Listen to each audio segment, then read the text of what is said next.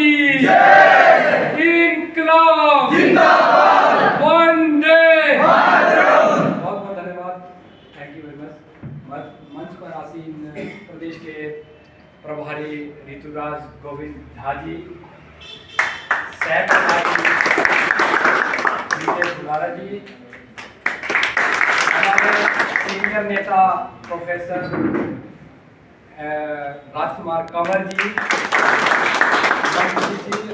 और भी अन्य साथी जितने भी हमारे यहाँ पे बैठे, और आप सभी स्टूडेंट साथियों का मेरी ओर से मैं प्रणाम करता हूँ, नमस्कार करता हूँ, और इस सभा में आप सभी का स्वागत भी करता हूँ। देखो, एक्चुअली क्या है कि जब देश को बनाने की बात आती है तो युवाओं के कंधे पर आने वाले 10 साल बाद देश किस दिशा में जाएगा, ये डिपेंड करता है आज की शिक्षा के ऊपर। 20 साल बाद कैसा होगा, 25 साल बाद देश की दिशा और दशा क्या होने वाली है, वो शिक्षा के ऊपर डिपेंड करता है। और सबसे मेन बात बोला भी जाता है कि शिक्षा वो शेरनी का दूध है, जो भी पीता है वो दहाड़ता है, प्रश्न पूछता है। और प्रश्न किससे पूछता है? सिस्टम से पूछता है। ये सारी चीजें हैं जो शिक्षा से मिलती है। अधिकार हमें पता होना चाहिए, हमारे अधिकार क्या है, हमें ये भी पता होना चाहिए हमारे कर्तव्य क्या है। बहुत सारी चीजें ऐसी है जो पढ़ाई से ही हमें मिल सकती है। देश आज पिछड़ा है तो किस वजह से पिछड़ा? इतिहास खंगाल लो आप, बहुत सारे स्टूडेंट यहाँ पे इतिहास के भी होंगे, पढ़ा होगा आप लोगों ने कि कोई भी देश विकसित नहीं हो सकता जब तक कि उस देश को अच्छी शिक्षा ना हो। और शिक्षा की अभी सह प्रभारी जी ने बात रखी कि आप तो बहुत कम स्टूडेंट है, यहाँ पे बहुत ज्यादा संख्या से बच्चों की है जिनको एडमिशन ही नहीं मिला। तो इसके लिए दोषी कौन है? बहुत सारी चीजों के लिए अगर बच्चा पढ़ना भी चाह रहा है, उसके पास समय नहीं है, उसके पास पैसा नहीं है, कॉलेज में आने के लिए बस का किराया नहीं है, जो हमारी समस्या अभी गिनाई गई, ये किसकी वजह से है? इसके लिए कौन जिम्मेवार है? बहुत बार तो हमें जो इतने हम यूज्ड टू हो गए, हम इतने यादी हो गए इस बात के, हमें लगता है कि अगर हम गरीब है तो उसके लिए हमारे माँ बाप जिम्मेवार है। कितने लोगों को लगता है यहाँ पे कि अगर हम गरीब हैं, या मेरे पास बस का किराया नहीं है, या मैं आगे स्टडी नहीं कर पा रहा हूँ, या मैं भी महंगे से महंगे स्कूल या कॉलेज में नहीं पढ़ पा रहा हूँ, कितने बच्चों को ये लगता है कि हमारे माँ बाप गरीब है इसलिए नहीं मैं पढ़ पा रहा हूँ?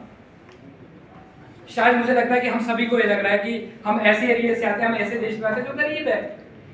पर ये गरीबी का कारण कहाँ से बना? इसके लिए जिम्मेवार कौन है? इसके लिए जिम्मेवार एक ही है, वो है हमारे थिंक टैंक, जो सोचते हैं, जो प्लानिंग होती है, किसी देश को आगे ले जाने की प्लानिंग होती है। जो आज जो हो रहा है, जो घटित हो रहा है, इसके पीछे की आज की प्लानिंग नहीं है।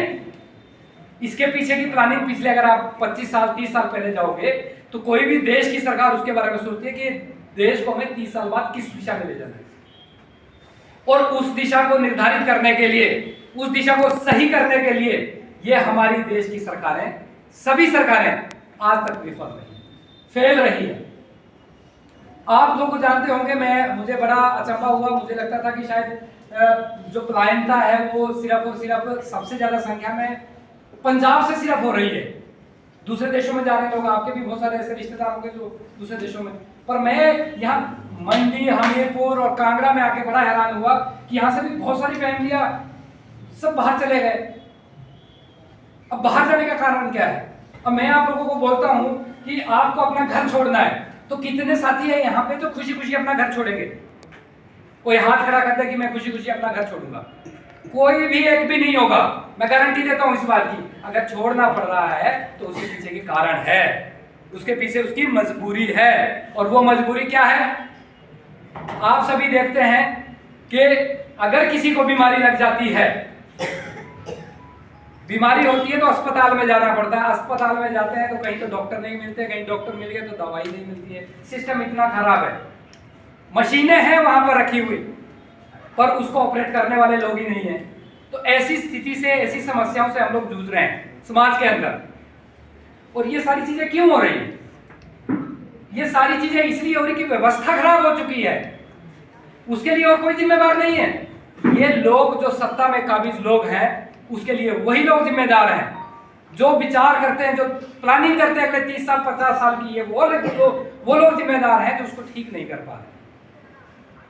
अगर आप चाहते हैं कि हिमाचल प्रदेश में ये सारी व्यवस्था ठीक हो जाए, हमारे माता पिता या दादा दादी घर में होंगे, हर महीने की उनकी भी 1000-5000 रुपए की दवाई आती होगी। बहुत सारे साथी ऐसे भी होंगे जिनकी आती होंगी। जब आप हॉस्पिटल में जाते हैं इतनी लंबी पर्ची लिखते हैं और वहाँ पर्ची में लगते हैं पैरासीटामोल और 1-2 और दवाई या सेकअप वगैरह वहाँ से मिल जाता है, बाकी दवाइयाँ सारी बाहर के लिए लिखी जाती है। लिखी जाती नहीं लिखी जाती, गलत बोल रहा हूँ? अगर गलत बोल रहा हूँ तो कोई भी हाथ खड़ा करके बोल सकता है मैं इस पॉइंट पे गलत बोल रहा हूँ, तो हम उसको ठीक करने की कोशिश करेंगे। स्कूलों की बात करते हैं, कॉलेजों की बात करते हैं। अभी आपने देखा कि पिछले दिनों बहुत सारे स्कूल ऐसे हैं हिमाचल प्रदेश के जो बंद किए गए। अब इसके पीछे का भी मैं कारण बताना चाह रहा हूं आप लोगों को कि क्यों किए गए।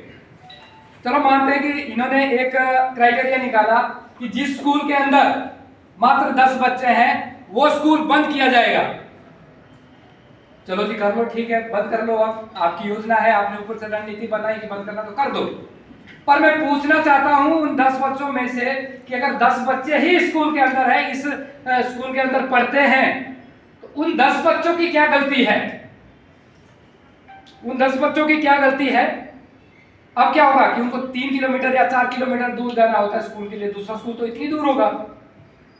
तो अब क्या होगा, या तो वो बच्चा, अगर तो माँ बाप थोड़े अवेयर होंगे, थोड़ा सा समझते होंगे, एजुकेशन की वैल्यू को समझते होंगे, तो कोशिश करेंगे वो अपनी गाड़ी कार किसी तरीके से बच्चे को वहां जाके पढ़ाने के लिए छोड़ देंगे। छोटा बच्चा, प्राइमरी की बात कर रहा हूँ,